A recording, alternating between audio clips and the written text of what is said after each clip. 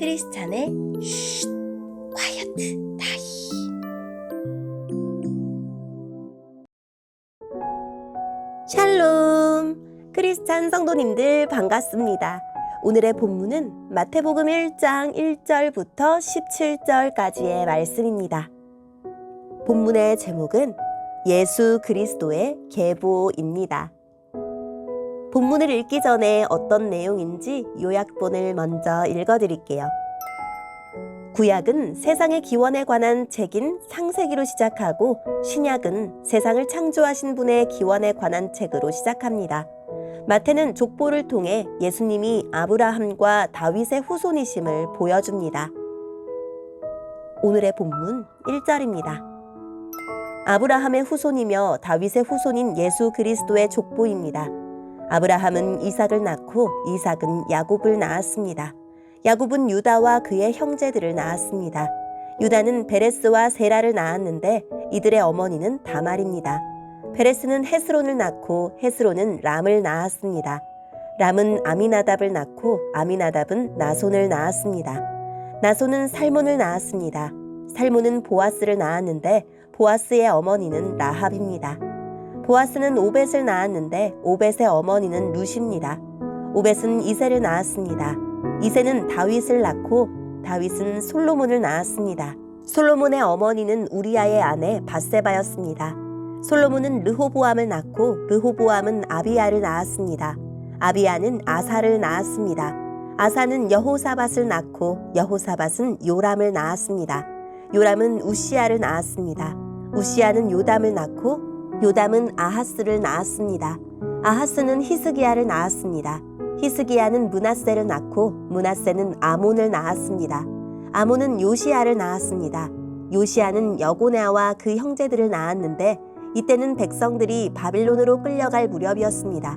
백성들이 바빌론의 포로로 끌려간 후에 여고냐는 스알디엘을 낳고 스알디엘은 스룹바벨을 낳았습니다. 스룹바벨은 아비훗을 낳고 아비훗은 엘리야김을 낳았습니다. 엘리야김은 아소르를 낳았습니다. 아소르는 사독을 낳고 사독은 아킴을 낳았습니다. 아킴은 엘리웃을 낳았습니다. 엘리웃은 엘르아살을 낳고 엘르아살은 맏단을 낳았습니다. 맏단은 야곱을 낳았습니다. 야곱은 마리아의 남편이 되는 요셉을 낳았습니다. 그리스도라고 하는 예수님은 마리아에게서 태어났습니다. 그래서 아브라함부터 다윗까지 14대이고 다윗부터 바빌론으로 끌려간 때까지 14대입니다. 그리고 바빌론으로 끌려간 때부터 그리스도가 태어난 때까지 14대입니다. 아멘. 오늘의 본문을 통해 이해할 수 있는 부분은 무엇일까요? 마태복음의 족보는 예수님이 구약에 예언된 이스라엘의 왕이시며 메시아이심을 보여주기 위해 아브라함과 다윗부터 시작합니다. 메시아에 대한 약속이 아브라함과 그 후손에게 주어졌으며 메시아의 통치에 대한 약속은 다윗과 그 후손에게 주어졌습니다. 따라서 예수님이 아브라함과 다윗의 후손이라는 사실을 입증하지 못하면 그분을 구원자로 인정할 수 없었습니다.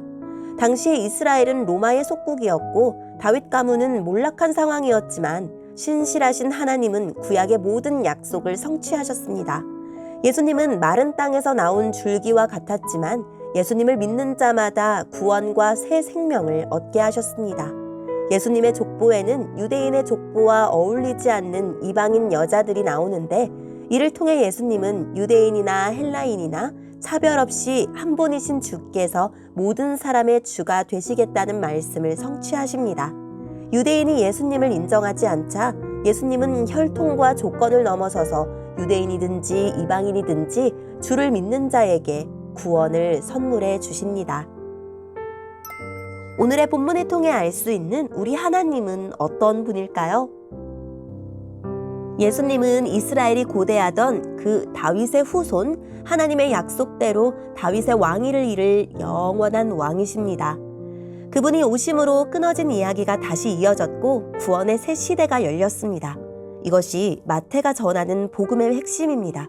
올해 이 왕을 내 마음과 신앙과 삶의 중심에 모시고 왕께서 펼쳐가실 그 나라의 역사를 겸허히 따라갑시다.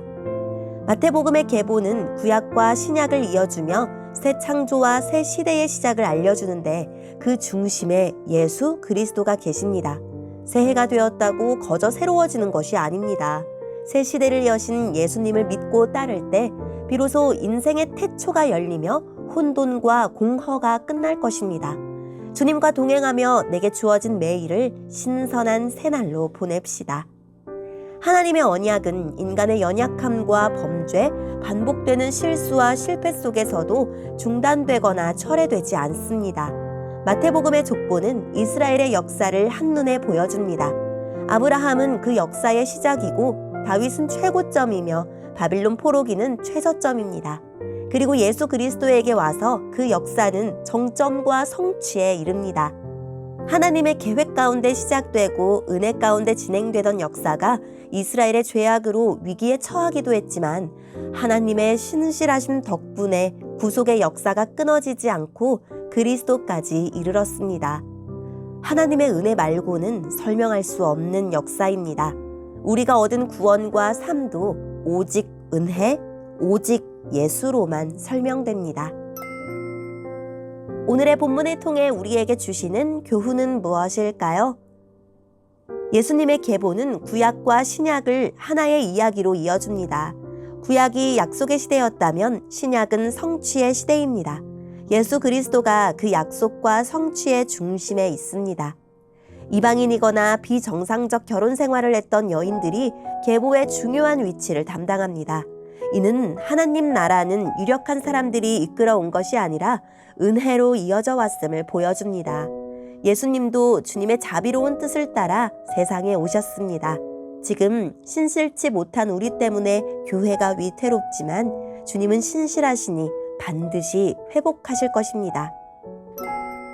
오늘의 본문을 통해 각자에게 주시는 성령 하나님의 음성에 귀를 기울이며 살아계신 하나님, 올 한 해 제가 속한 모든 곳에서 주님과 함께 하나님 나라를 펼쳐가게 해주세요 라고 기도하고 오늘도 말씀을 붙들고 승리하는 하루를 보냅시다. 여기까지 크리스찬의 쉿, quiet time 이었습니다.